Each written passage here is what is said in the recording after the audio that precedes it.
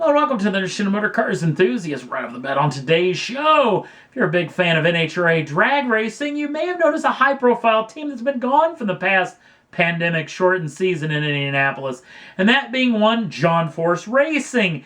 Apparently, this is the deal. They've come out and said that their sponsorship packages for their sponsors require a certain amount of time period as far as static displays, TV time, race time, even social media time. And apparently with this shortened season, they can't reach those goals, which means they're going to be sitting out for the rest of 2020, which means no Austin Prock, no Brittany Force, no John Force, or Robert Height will be racing for the rest of 2020, but they're hoping to come back in the year of 2021 bigger and better than ever.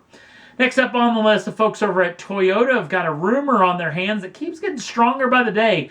Apparently the Supra for 2021, which may mean you want to cancel your order for your 2021 Supra, may get a manual transmission option coming up in 2021. This isn't official, but hopefully, fingers crossed, this is a game changer, at least as far as I'm concerned, for this particular automobile.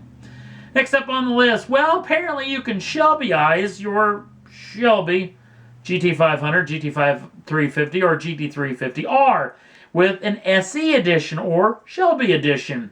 Now, this particular package for the GT500 comes as such. The 5.2-liter supercharged V8 gets a brand new blower pulley, a brand new intercooler, a brand new heat extractor, and this really trick carbon fiber hood with big heat extractors on it, which is apparently another 30 pounds lighter than the standard hood. This bumps up the horsepower to 800 plus, even though Shelby America hasn't given us an actual official number on that front. You also get a wide body kit and brand new suspension all the way around, which we'll talk about a little later. Because if you have a GT350 or a GT350R and want to put the Shelby Edition package on it, this comes with brand new spring rates, brand new dampers on all four corners, new sway bars front and rear, and new caster and camber plates. It doesn't, however, come with power options for the 5.2-liter flat plane crank normally aspirated V8. But you do get a new wheel and tire package, which you may want to opt out of if you have the carbon fiber wheels for the GT350R SE Edition. Pricing for the GT500 SE is $30,000 over the price of the GT500, and they're only going to build 100 of these things for the world, so it's going to be fairly rare. Looks like unlimited for the GT350, even though it gets just the suspension options and the 350R, with just $10,000 for this particular option.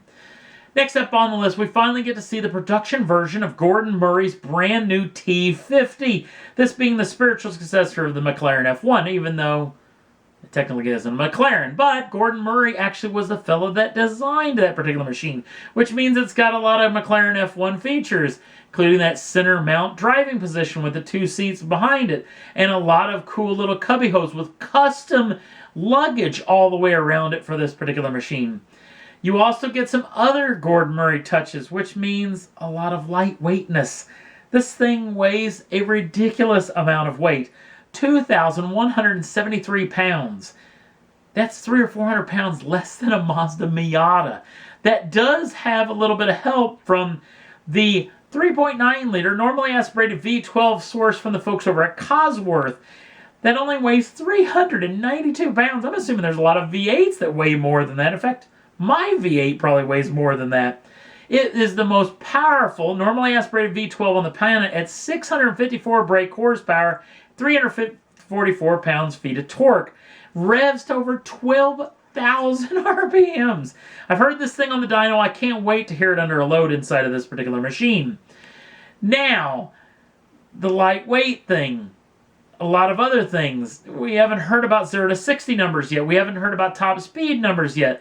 That 6-speed manual gearbox, which is the only option, has 5 close ratio speeds. And the top gear apparently is a highway gear, which may be a high-speed gear. Because remember that Gordon Murray fan on the back of it, like off the old Brabham Formula 1 car. This pulls air out from underneath across the underbody diffuser, which is the reason why no big wings, no front-end splitters.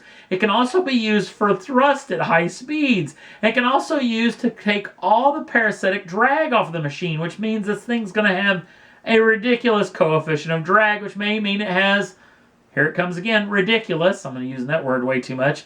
Top speed. Even though we don't know the top speed and we don't know the 0 to 60 numbers as of yet. Only going to build 100 of these things for the world with a starting price of over $3 million US. So we'll definitely keep you in tune more of what we hear about this machine. Next up on the list, well, folks over at Lamborghini haven't been sitting on their hands. A pair of brand new machines, including this, the brand new Essenza. Now, the Essenza is the most powerful, normally aspirated V12 that Lamborghini has ever built at 818 horsepower. But if you want one, it's got a problem. It's not road legal. It's built by the folks over at Squadra Corsa, the racing arm of Lamborghini, which means this is all racing. All carbon fiber body, carbon fiber tub, racing suspension, ridiculous amounts of downforce, and much like the Ferrari FXX, if you own one of these machines, basically it takes a man, woman, and a boy to keep this thing running, so Squadra Corsa actually keeps it. We'll bring it to any track day event or static display you want to bring it. Only 40 of these things built for the world, so it's ridiculously, there's that word again, rare. But if you want a road-going version, they do have a brand new machine for you. Possibly this, the brand new Aventador SV Xago. Xago is some sort of slang term for angular. And of course, these Lamborghini Aventadors, a lot of angles in these particular designs. 6.5 liter normally aspirated V12 makes 759 brake horsepower, 0 to 60 in just 2.9 seconds with a top speed of 217 miles an hour. You think the Essenza is rare? This thing, they're only going to build 10 of them. And apparently you got to go to your Lamborghini dealership and be on a Zoom conference, and I guess they try to decide whether you're worthy to own one of these machines or not. No word on pricing on either one of these brand new Lambos, but we'll keep you in tune to more of what we hear. Last up on the list, if you haven't seen this particular machine, the brand new Mach 1400E from the folks over at Ford Motor Company, helped design work, development work, apparently 10,000 hours of development work with Vaughn Gittin Jr. This particular machine has a 56.8 kilowatt hour nickel, manganese, cobalt, pouch cell, electric batteries. That just rolls off the tongue, doesn't it? With 2 electric engines, this thing makes 1,400 horsepower. All-wheel drive, two modes of transport, being one of drift mode and one of track mode. You got to check out the video of this thing. This thing is absolutely bonkers. Hey, there's another word for ridiculousness. That being said, that is all there was that I thought was worth talking about for this edition of Motor Cars Enthusiasts. Don't forget to like us over on the Facebook page. You can links down in the show notes. Also, if you'd like to subscribe to the channel, do so at any time. Get the first dibs on the brand new shows as soon as they come out.